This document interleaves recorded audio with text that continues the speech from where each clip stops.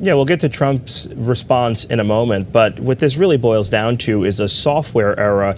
What we are learning from New Jersey's governor is that 6,600 non-citizens, when they went to get their driver's licenses or any of those ID services at the Motor Vehicle Commission, they selected no, that they weren't citizens, and for some reason, the applicant system registered them as citizens, and so a number of them were able to vote. What we are learning is that fewer than 400 of those people cast ballots, and that those who were registered as Democrats, Republicans, and even unaffiliated voters. Now, we're told that they're going to get rid of this applicant processor. The processor is Ademia, and this is a vendor that has a lot of experience with background checks and all of that. In fact, they currently work with DHS right now on the TSA pre-check program.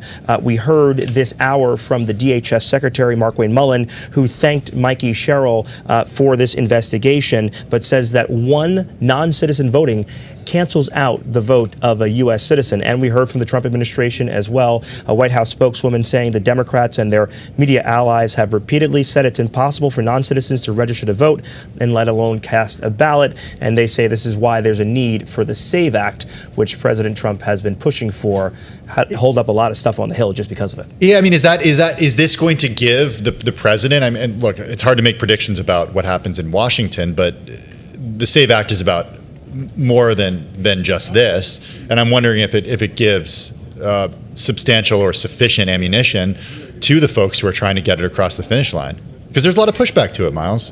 There's a ton of pushback on the Hill for folks to have to use their IDs in order to vote, but it gives the Trump administration a lot of ammunition that this majority blue state is disclosing that there has been an issue where non-citizens have voted. It's a significant election administration failure disclosed by the state. The current governor is blaming the former governor's administration for this, so some Democratic infighting, but this has been the key issue that President Trump has tried to make a big issue on the midterm campaign, is making sure that voter roll accuracy is very important.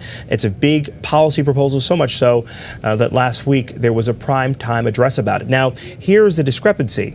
The Department of Homeland Security says these numbers are not correct. They say that they believe that more than 33,000 non-citizen voters are registered in New Jersey. We are going to continue to reach out to DHS to figure out how they square what they listed in that letter to New Jersey with these findings.